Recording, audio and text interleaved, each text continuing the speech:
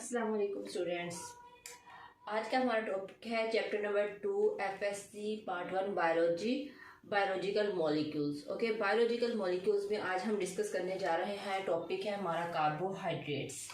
अब कार्बोहाइड्रेट्स क्या होते हैं स्टूडेंट्स? कार्बोहाइड्रेट्स जो हैं वो हमारे पास हमारी बॉडी के अंदर मेन सोर्स होते हैं एनर्जी का।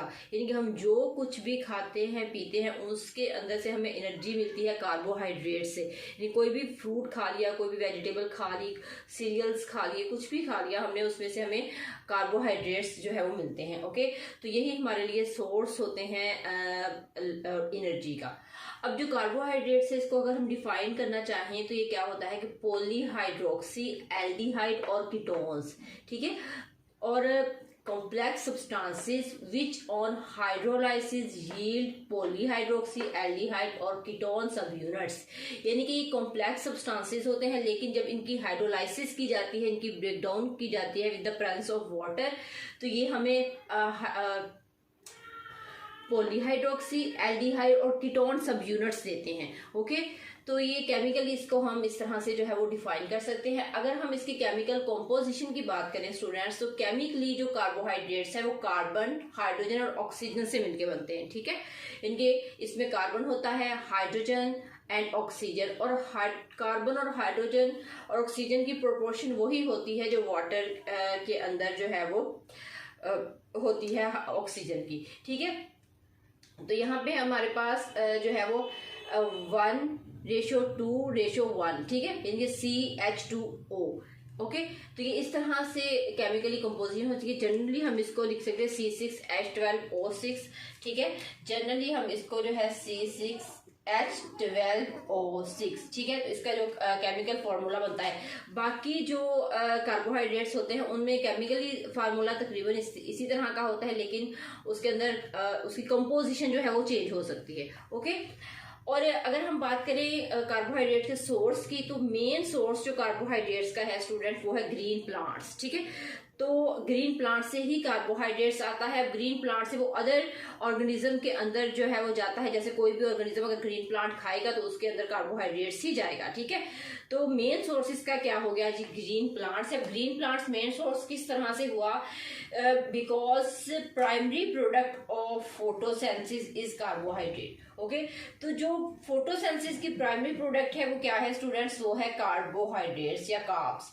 ठीक है, तो अब कार्बोहाइड्रेट फोटोसिंथेसिस से बनते हैं। जैसे मैंने आपको पहले भी बताया था स्टूडेंट्स कि जो है वो कार्बन डाइऑक्साइड प्लस H2O, तो ये क्या बनेगा? C6H12O6। ओके, तो ये हमारे पास जो है वो कार्बोहाइड्रेट्स बनते हैं। अब जो कार्बोहाइड्रेट्स होते हैं वो मेन सोर्स है हमारे पास फोटोसिंथेसिस का। इसके हम अगर फार्मूले को देखें, इसकी प्रोडक्शन को देखें, तो ये हमारे पास फोटोसिंथेसिस से आते हैं। ठीक है, तो किसने बना लिया? मेन सोर्स इसका जाहिर है क्या हो गया? ग्रीन प्लांट हो गए। ओके, और अगर हम बात करें कि कार्बोहाइड्रेट्स जो है वो कार्बोहाइड्रेट्स की अकरेंस की, तो कार्बोहाइड्रेट्स की जो अकरेंस है स्टूडेंट्स वो हमारे पास होते हैं इन ऑल लिविंग ऑर्गेनिजम्स। ठीक है, जितने भी दुनिया में पाए जाने वाले लिविंग ऑर्गेनिजम्स होते हैं स्टूडेंट्स, उनमें कार्बोहाइड्रेट्स पाया जाता है। उनमें क्यों कार्बोहाइड्रेट्स पाया जाता है? क्योंकि वो बेस करते हैं प्लांट्स पे। ठीक है, प्राइमरी फूड जो है उनका प्लांट्स ही है। तो इस तरह जो भी लिविंग ऑर्गेनिज्म प्लांट को खाएगा उसकी बॉडी में जो है वो एंटर हो जाएंगे कार्बोहाइड्रेट्स। ओके, अब फॉर एग्जाम्पल कार्बोहाइड्रेट्स हमारे पास आते हैं, for example cellulose, cotton and paper. ठीक है, इन तमाम के अंदर जो है वो कार्बोहाइड्रेट पाया जाता है। अब सेलुलोज स्टूडेंट्स आप सबको पता है क्या होता है? ये प्लांट की सेल वॉल से जो है वो सेल वॉल होती है। ठीक है, सेलुलोज भी कार्बोहाइड्रेट की टाइप है। ठीक है, तो ये क्या बनाती है? ये बनाती है प्लांट सेल वॉल। ठीक है, प्लांट सेल वॉल, यानी कि प्लांट की सेल वॉल के कंपोजिशन देखें तो उसमें सबसे ज्यादा जो कार्बोहाइड्रेट पाया जाता है, जो फॉर्म पाई जाती है, वो है सेलुलोज। ओके, और सेलुलोज को जो डाइजेस्ट करते हैं वो जो एनिमल्स होते हैं, हायर एनिमल्स, वो डाइजेस्ट करते हैं। ह्यूमन बीइंग जो है वो सेलुलोज को डाइजेस्ट नहीं करता। ठीक है, प्लांट जो खाते हैं, क्योंकि प्लांट हर प्लांट ह्यूमन बीइंग नहीं खा सकता। ठीक है, वो दूसरे एनिमल्स खाएंगे और एनिमल्स का जो मीट है वो ह्यूमंस खाएंगे। ठीक है, तो यहाँ पे सेलुलोज जो है वो हर एक स्टमक के अंदर डाइजेस्टेबल नहीं होता। ओके, तो कॉटन है ये भी प्लांट्स में है, और पेपर है, पेपर जो होती है वो भी, उसको अगर बनाया जाता है प्लांट से तो उसके अंदर भी कार्बोहाइड्रेट्स आता है। ओके, अब अगर हम स्टार्च की बात कर ले, स्टार्च भी कार्बोहाइड्रेट की फॉर्म है, ठीक है। इसकी अगर हम बात कर ले तो present in cereals, root, tubers, ठीक है। तो ये जो हम डिफरेंट वेजिटेबल्स, डिफरेंट फ्रूट्स हम खाते हैं, ठीक है, तो रूट ट्यूबर्स, कैन शुगर, ठीक है, और एंड मिल्क शुगर, ठीक है। तो ये इस तमाम जो है वो प्रोडक्ट के अंदर हमें कार्बोहाइड्रेट्स मिलते हैं in the form of starch. Okay, तो अगर हम कार्बोहाइड्रेट्स की स्टूडेंट बात करें इसके फंक्शंस की, कि कार्बोहाइड्रेट्स का फंक्शन क्या है, तो मेन सोर्स ऑफ शुगर है, ठीक है। यानी कि जितने भी हम कार्बोहाइड्रेट्स की से बनी हुई फूड खाएंगे जिसमें कार्बोहाइड्रेट्स प्रेजेंट होगा, तो उसकी स्टूडेंट प्रॉपर्टी है कि वो क्या होगा, वो स्वीट इन टेस्ट होगा, ठीक है। यानी कि उसके अंदर शुगर हर हाल में मौजूद होगा जितने भी हम कार्बोहाइड्रेट्स खाएंगे, ठीक है। चाहे सीरियल्स खा रहे हैं उसमें शुगर जो है वो मौजूद होगा, ठीक है। हम मिल्क ले रहे हैं उसमें भी हमें थोड़ा स्वीट टेस्ट उसका आएगा, ठीक है। रूट ट्यूबर्स है उसमें। अब इस तरह से कार्बोहाइड्रेट्स जो है वो मेन सोर्स इसका क्या है, मतलब शुगर, इनके जितने भी प्रोडक्ट हैं वो इसमें मतलब उसमें स्वीट होता है, ठीक है। और दूसरा एक और बड़ा मेन सोर्स इसका क्या है स्टूडेंट्स, इसका है एनर्जी, ठीक है, टू प्रोड्यूस एनर्जी, ठीक है। तो अब हमारे पास जो कार्बोहाइड्रेट्स थे, फॉर एग्जांपल हमने कोई फूड खाया है, लाइक हमने बनाना खाया है, या हमने जो है ब्रेड खाई है, हमने कोई भी मिल्क हमने इनटेक किया है, तो स्टूडेंट्स उसमें से मेन सोर्स क्या है, हमारे पास एनर्जी आएगी, ठीक है।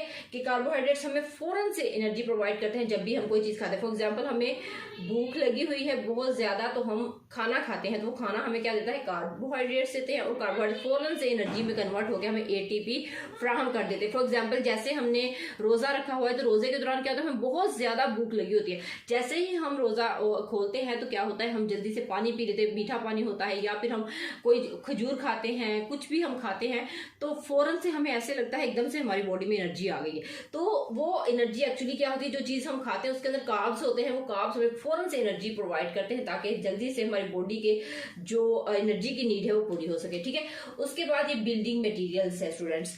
अब बिल्डिंग मटेरियल कैसे है, फॉर एग्जाम्पल जैसे मैंने आपको ऊपर एग्जाम्पल दी सेलुलोज, ठीक है। अब सेलुलोज बिल्डिंग मटेरियल किसके लिए था, सेलुलोज है building material cell wall of plant, ठीक है। इसी तरह हमारे पास आ जाता है काइटिन। अब काइटिन स्टूडेंट आप सबको पता है क्या होता है, ये जो है वो सेल वॉल, इससे आउटर जो बॉडी की एक्सोस्केलेटन है वो काइटिन से बनता है, ठीक है। तो एक्सोस्केलेटन ऑफ इंसेक्ट, ठीक है। तो ये जो इंसेक्ट का एक्सोस्केलेटन है स्टूडेंट्स वो बनता है काइटिन से, ठीक है। एक्सोस्केलेटन हम किसको कहते हैं, जो सबसे आउटर कवरिंग ऑफ बॉडी होती है, ठीक है। तो ये होता है इंसेक्ट्स के अंदर, ठीक है, प्रेजेंट इन इंसेक्ट, लबस्टर वगैरह, ठीक है। तो इसकी आउटर कवरिंग को बनाते जो बहुत ही हार्ड कवरिंग होती है, इसको प्रोटेक्ट करती है डिफरेंट इन्वायरमेंटल हैजर्ड से, ठीक है।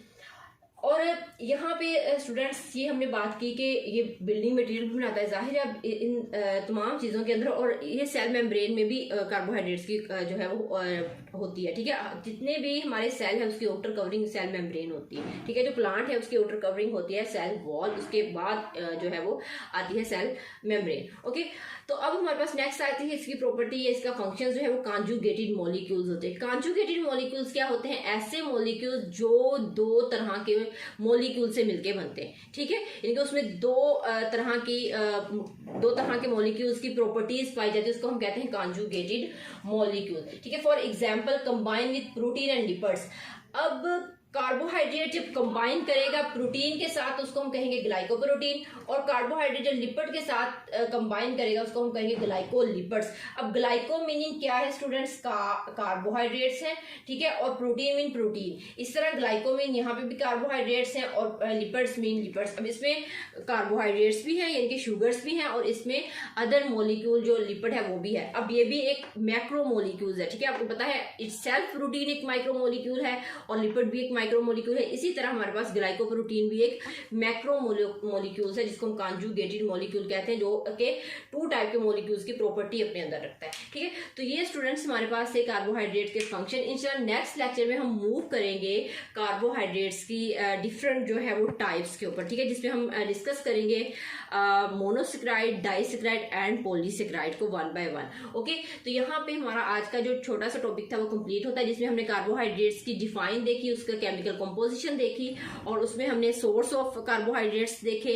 नेक्स्ट हमने इसकी अकरेंस देखी कि कहाँ कहाँ पाया जाता है, और हमने इसके फंक्शंस को डिस्कस किया। इंशाल्लाह नेक्स्ट टॉपिक में हम स्टूडेंट डिस्कस करेंगे इसकी टाइप्स को, ओके, या इसकी क्लासिफिकेशन को। ओके, तो इस क्वेश्चन में यहाँ तक जो भी आपको बताया व्यूवर्स, इसमें जो भी आपके माइंड में कोई क्वेश्चन है, कोई है, तो आप मुझसे कमेंट सेक्शन में पूछ सकते हैं। अगर आपको मेरी आज का वीडियो पसंद आई हो तो आप प्लीज लाइक और सब्सक्राइब जरूर कीजिएगा। अल्लाह हाफिज।